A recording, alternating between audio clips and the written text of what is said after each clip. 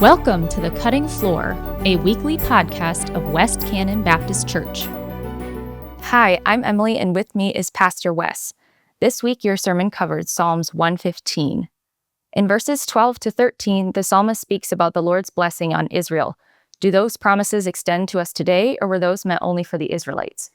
It's a good question. In those verses, it speaks first of the house of Israel blessing the Lord, and then the house of Aaron blessing the Lord, and then it ends with, and all those who fear the Lord are to bless the Lord, and they are the ones who receive these blessings, that God provides blessings for those who fear him. Which I think then that insinuates that it wasn't a blessing only given to Israel in this text, but it's referring to all of those who would fear the Lord, maybe in their original context, proselytes from other nations who had come to live in Israel and had taken part of their faith or living in their country. And so those blessings would not solely be for Israel. The context tells us that those blessings extend from the smaller to the greater. So from just the house of Aaron, the priests, to the nation of Israel, to even all those who would fear the Lord, that the Lord gives blessings to all those who fear him. Verses 14 to 15 describe God's promises. Are these promises about material prosperity? And if so, are they specifically tied to living a life of faith?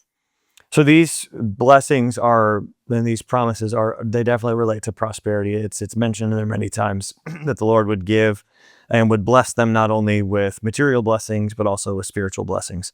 And so the Lord does promise favor to his people. We see that many of the heroes of the faith in the Old Testament are people of wealth or means.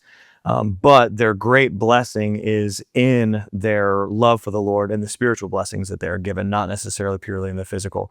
So these promises are about material prosperity, yes, but they are tied more, I think, and more importantly, to spiritual prosperity. And so we can't force God to bless us. So we can't say, I live a life of faith, therefore God has to give me these things. The Lord chooses to give and to take away. The Lord will bless and raise up or put down. That's the Lord's prerogative. But we do see that those who live a life of faith are considered blessed because of their faith. And that may not translate to riches. But if we are all honest with ourselves, we can look and say what we have in our world today does make us quite rich in comparison to the rest of the world. So while we may not feel as if we have the wealth of Solomon, we definitely have been blessed by the Lord more than we understand. So I don't know if they're specifically tied to living a life of faith, as in if I live a life of faith, God will bless me because I said so, or because I've now put God in my debt.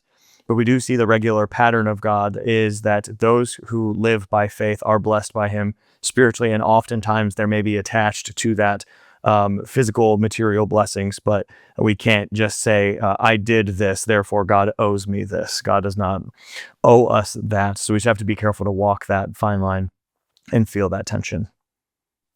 Verse 17 says, "The dead do not praise the Lord."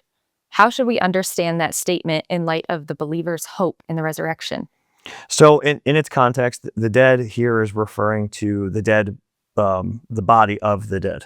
So the body of the dead is no longer animated by life, therefore it cannot praise the Lord. It doesn't have a mouth to speak. And so in this is not pictured the resurrection in its original context, but if we want to put that light on it, we could see that when we do leave this body, we know that while we are absent from the body, we are present with the Lord. And so those who are absent from the body still do praise the Lord in that sense.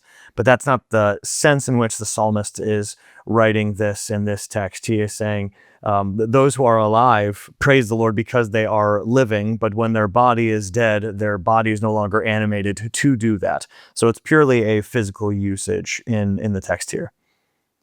What do we know about the historical context of Psalms 115? For example, while it mentions the house of Aaron, some translations suggest it was written during the rebuilding and dedication of the temple. Yes, so I don't know if those two details necessarily counteract one another. The house of Aaron is a reference or another name for the priesthood. And so it doesn't necessarily mean that the house of Aaron is the fact that it is Aaron and his family are around in that sense. This is just another word that the priestly line of Israel descended from Aaron. So it's just another name for the priesthood there. The historical context of Psalm 115 is believed to be after the Babylonian exile and during the rebuilding of the Second Temple. And they would be reminding themselves of this song, this psalm. They would be singing it to themselves and singing it to the people around them to remind themselves of the faithfulness of God and his superiority over the enemies of the people. They had just been returned from Babylon. They now were in their promised land again, and they were rebuilding the temple, so the Lord was being worshipped in his land.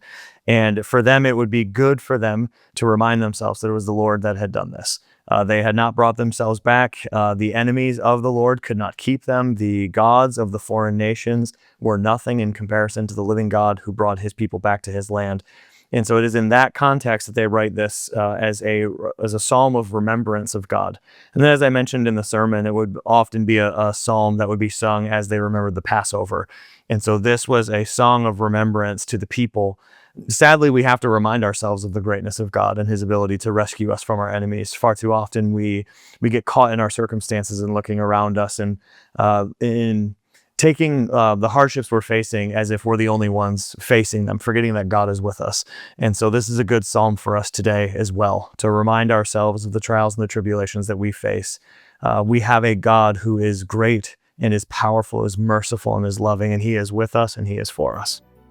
If you have any questions from the sermon or the sermon passage that you would like to have answered on the podcast, please email them by 8 a.m. on Tuesday morning to questions@westcannon.org. We'll see you next week.